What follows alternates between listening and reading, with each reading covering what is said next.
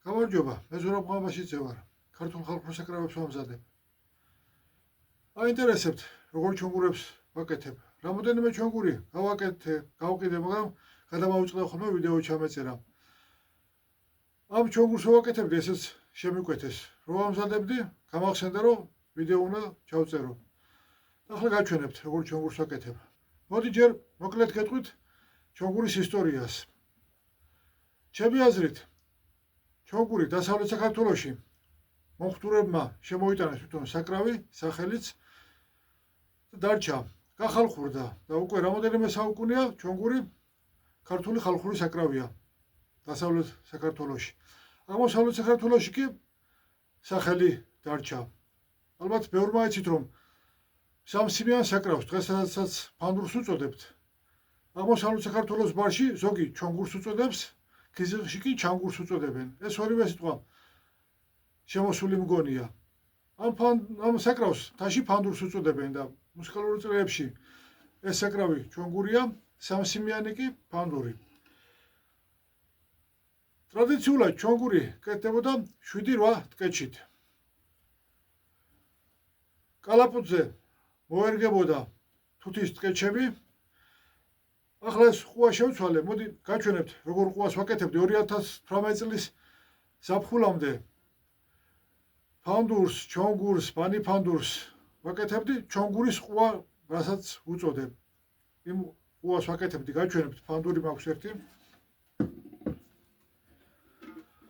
2016 წელში გავაკეთე ეს წიფლის ფანდური. ესე იხრებოდა მუცლის ფიცარი და შემდეგ ესე კალაპოტზე გაკეთდებოდა მუცელი, დაწებდებოდა და შემდეგ მოერგებოდა ტარი. ასე წერია ჯავახიშვილთან. ამიტომ უწოდებ ამას ჩონგურის ყუა. ფანდური ვიცით, რომ ითლებოდა მთლიანი ხისგან.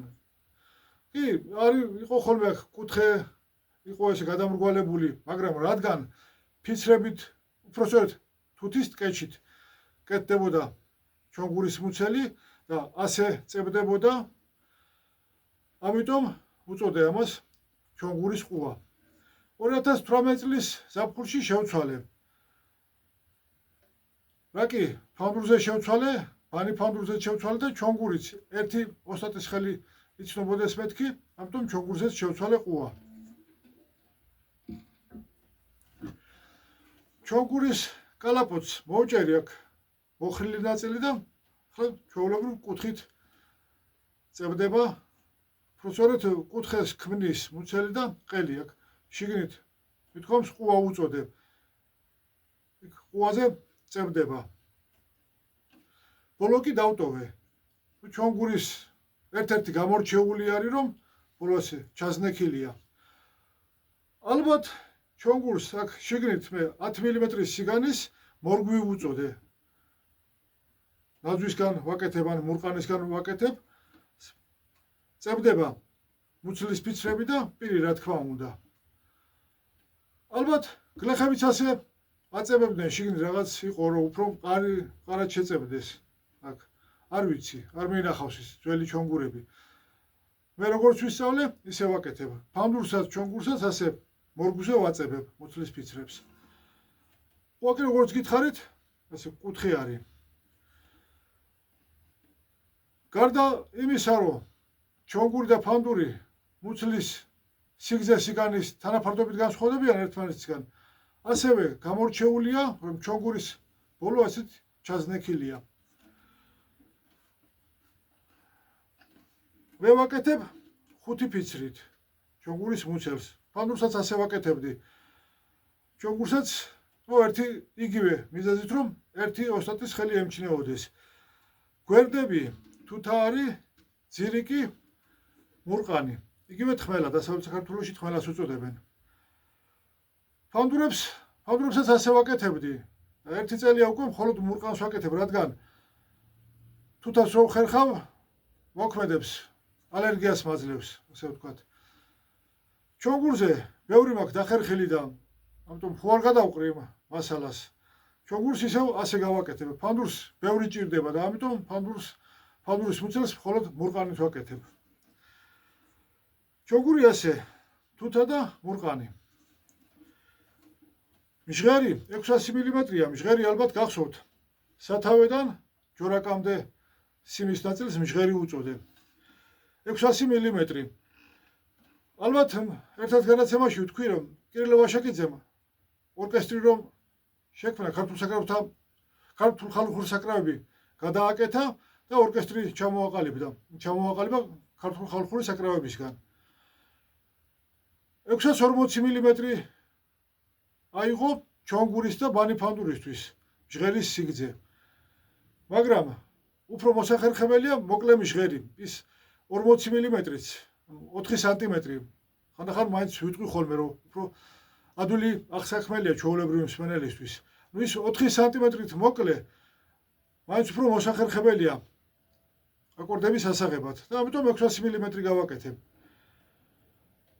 ტარი წიფელი არის, ყურებიც წიფელი, სათავე ჯორაკიც წიფელი. ალბათ აქ ხედავთ ხომ პატარა ჩასმული არის, ალბათ ეს იყო ზიკიპინტი, არ ვიცი. სულხან საბაურბელიანს უწერია განმარტება, ზიკიპინტის განმარტება, რომ სიმის პატარა ჯორი ზილისა, მხოლოდ ეს არის. ჯავახიშვილი ვარაუდობს, რომ პირზე იყო ის პატარა ჯორი. ვერ დაეტია ამ ჯორზე ადგილი აღარ იყო და პატარა ჯორი და იყო ცალკე ზილის სიმისთვის, მაგრამ ეგებ ეს არის ის ზიკიპინტი. რადგან არ ვიცით, ამას უწოდებ ზიკიპინტი. ჩოგურის ყელი მეოთხე სიმისთვის, ზილის სიმისთვის გახვრეტილი რომ არის საჩხირი. რო არ დასუსტდეს, ჩოგურის ყელი სქელია. რაც მინახავს, ჩოგურები ბოლომდე სქელი მოდის და აკორდების ასაღებად მოუხერხებელია. რა კი ჩოგურს აქ უკრავთ და ზილის ყურამდეც კი არ მოვდივართ. ამიტომ სქელი მოდის ზილის ყურს ამოცდება და მერე ვათხელებ აქ, რომ მოსახერხებელი იყოს ხელისთვის, უფრო ადვილად ავიღონ აკორდები. სქელიც არის აქ, რომ ყარი იყოს, ადვილად არ გატყდეს და აკორდებისთვისაც მოსახერხებელია. პირისფიცარი ნაძვი არის. მოდი, მგონი ეს არის, რაც უნდა მეთქვა, როგორ ვაკეთებ ჩონგურს, რა მასალით ვაკეთებ. ახლა მოგასმეინებთ, როგორ ჟღერს ჩემი ჩონგურები.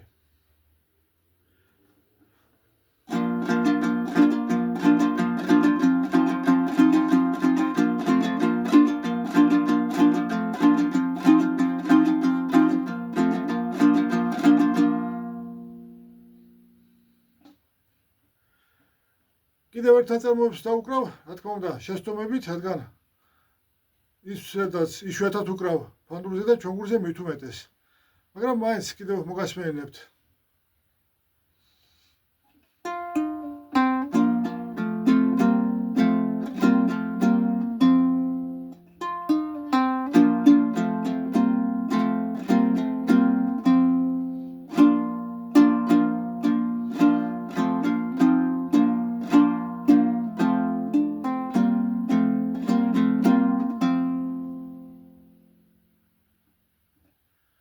დღეს კიდე გემშვიდობებით.